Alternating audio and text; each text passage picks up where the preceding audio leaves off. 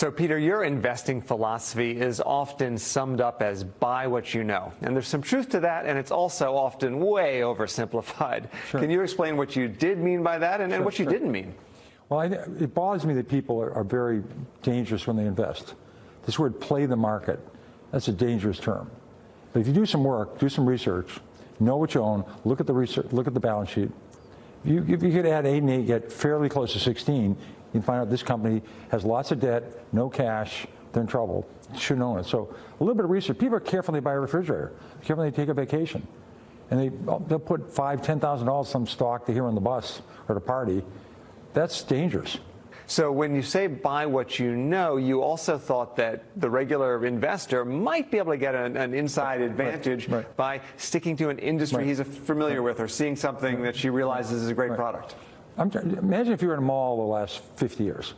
You would have seen Gap when it was hot. You would have seen Limited when it was hot. You would have seen when it was not hot. You would have seen when they were starting, people weren't excited about Gap anymore. And then you do some research, say, well, gee, there's a lot of limited stores, but we're only at 20. You know, they can go to 400. So you see a company. I did really well with Dunkin' Donuts, a local company. I did well with Stop and Shop. But people could see that this is really some people showing up, or I guess the Sunglass Hut, no one's there anymore. So I mean, that's research. That's fundamentals. But you don't leave the mall, though, and buy that day. You have to do some more work. That's the important point. Yeah. So today, there's so much information everywhere, information overload. Does that make it harder for active investors? The indexers say everyone's got access to the same information at the same time. You can't beat the market. Well, the way you beat the index is you avoid the stocks to go down. You avoid the steel companies and the oil companies and Sears and Penny and where the companies are deteriorated. I mean, companies are dynamic. Behind every stock, there's a company. These are not lottery tickets. So you're trying to find the companies within the S&P 500 that are doing better.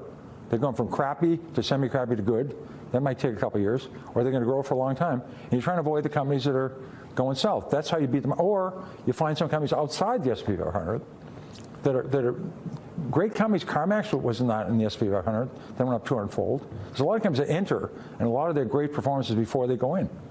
Now, a lot of people, when they're lucky enough or smart enough to get a company that's going up, they take their profits. Right. And you made the case in a book that you should actually hang in there with the really great stocks, and you even got a call from Warren Buffett as a result. Yeah, in 1989, I'm at home, and the phone rings, and I thought it was one of my friends, but one of my daughters, I think it was 6-year-old Annie, picked up and said, gee, guess there's a Mr. Buffett online? I said, this has got to be a joke. So I pick it up, and this Warren Buffett, I'm from Omaha, Nebraska. You know, I read your book. My annual report's due in 2 weeks. Can I use the line? He said that all in about 7 seconds. And I said, that's great. I'd love to do it. What's the line? He said, I love this. It's been waiting to do this. When you sell your great companies and add to the losers, it's like watering the weeds and cutting the flowers. And he said, I want to put it in. He said, if you ever come to Nebraska, you don't call me, your name will be mud all over Nebraska. So did he call him? Oh, yeah.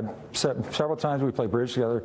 We've had several meetings. Great guy. Another point you've made, and this is, I think, particularly relevant 10 years into a bull market, is that I think you said more money has been lost anticipating a downturn than actually in the downturn. Can you explain?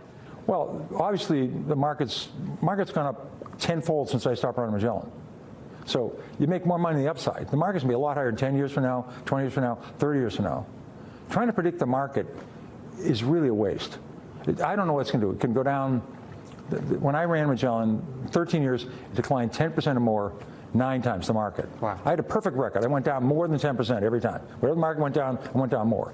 But over the long term, the upside is more than the downside. So you're going to say to yourself, do I need the money in the next month? Do I need the money in the next year? Do I have kids going to college? Do I have a wedding coming up? Then you're a bad investor. If you can keep putting money in, you have 5, 10, 15, 20, 25 year, you should do well. One thing we're thinking a lot about at Barron's is the secular changes we're seeing in the market, where there's so much disruption that we wonder if certain industries, they may be cheap and they may just keep on getting cheaper. I mean, retail would be an obvious one in some cases, victims of Amazon. But even the auto industry, very low price earnings multiples. Maybe the market sees something. Do you think secular changes is moving more rapidly now than it did in the 80s when you were running money? No, I saw the textile industry deteriorate. I was recommending all the stocks on the way down. I saw the shoe industry go away. Industries can go from terrific to terrible. There's a great expression in the textile industry that helped me a lot. Textile industry, yeah. It's always darkest before pitch black. Just when you think things are terrible, they get terrible squared. I mean, so just because industries are getting bad, that's not a reason to invest. Wait for things to get better. Because, again, somebody might be involved in steel, they might be involved in coal, they might be involved in iron ore, they might be involved in plastics. They'll see aluminum pick up before I do. So that's a cyclical turnaround. That might last 2 or 3 years. You might see it way before Wall Street sees it. One broad area that you've recently said might be interesting is energy, and it's very unloved on Wall Street right now. What do you see in there? Well, the difference between a glut right now and a shortage is like 1 million barrels a day. You know, the world consumes 100 million barrels a day, 1 million each way. So if the economy stays okay, and these shale wells, you do 1,000 barrels a day the first month, a year later they're 300. Wow. And then they're 150. Big drop off. It's a real treadmill. And right now there's no private equity money, there's no IPOs, there's no bond market, the banks want out, private equity wants out.